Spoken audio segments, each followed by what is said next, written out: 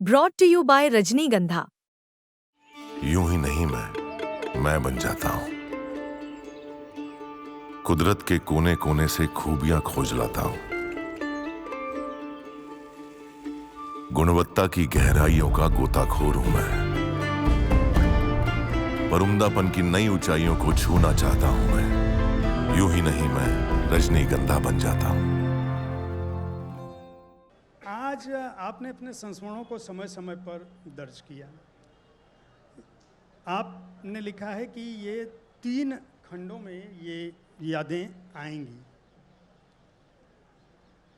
आज जब जीवन में आपके पास एक तरह से भौतिक रूप से सब कुछ है, उन स्मृतियों तक पहुंचने तक, उन यादों को सजोने तक आप क्या कुछ महसूस करते रहे और उन्हें इस समय किताब के रूप में लाने की ज़रूरत क्यों महसूस की?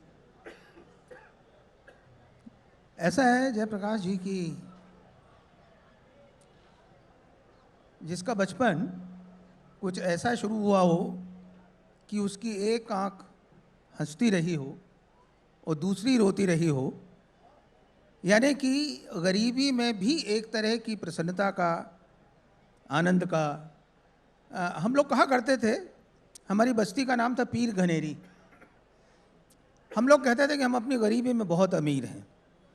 और वो ज़माना था आज़ादी के पहले का, जब प्राइवेट कोयला खदानें हुआ करती थी और उसमें कोई परमानेंट नौकरी नहीं होती थी।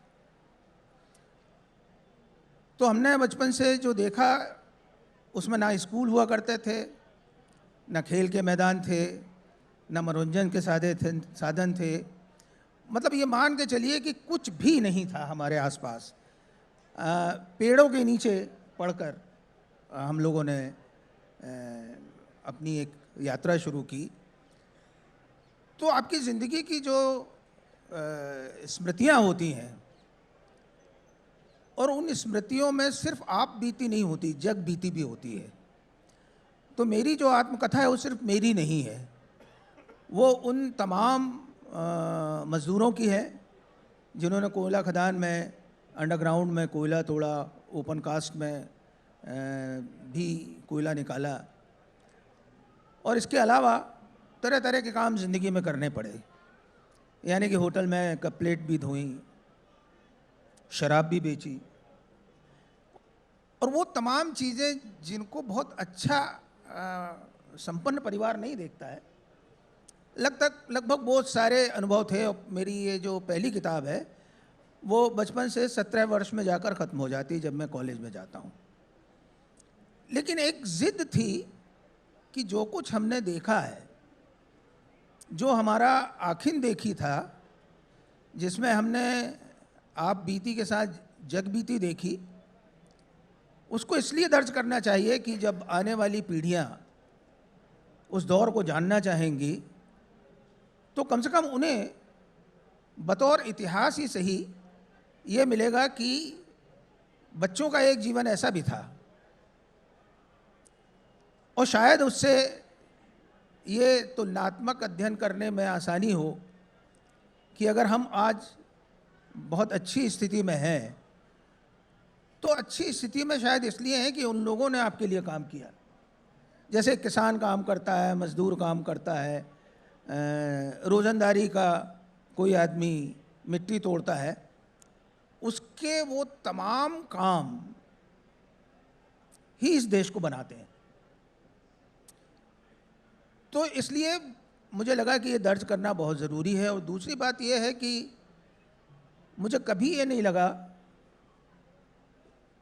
कि भौतिक रूप से मैं बहुत संपन्न हो गया हूँ, बल्कि आप भौतिकता के इलाके में जाते हैं और जब चमक धमक देखते हैं, ये उजाले देखते हैं, तो इस उजाले में ये लगता है कि जो अंधकार है, इस उजाले के भीतर जो अंधकार है,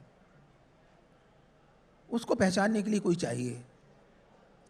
और शायद हम उस अंधकार की तलाश करते हैं ताकि जो उजाले में बहुत कुछ ढक गया है उसको थोड़ा अनावृत करके आपके सामने एक ऐसी ज़िंदगी, एक ऐसा सच, एक ऐसा यथार्थ नुमाया कर सकें कि आप अपने विवेक से ये जान सकें कि नहीं, जो हम देख रहे हैं भौतिक रूप से, जो हम शान व शौकत में देख रहे हैं, जो हम एक बहुत अच्छी ज़िंदगी में देख रहे हैं, सिर्फ उतना ही इस ज़िंदगी का सच नहीं है।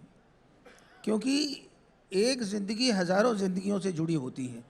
आपके पास जो कुछ भी आता है भौतिक रूप में, उसे बनाने वाला कोई ना कोई है, और उसकी स्मृति कभी आपको इसलिए नहीं आती क्योंकि आप अपनी दुनिया में खोए रहते हैं।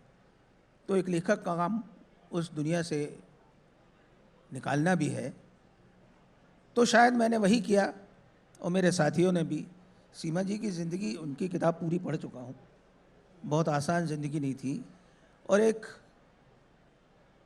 लड़की के लिए, एक स्त्री के लिए उस तरह की ज़िंदगी जीना, मुझे लगता है कि इस सदी का सबसे बड़ा आश्चर्य भी हो सकता है।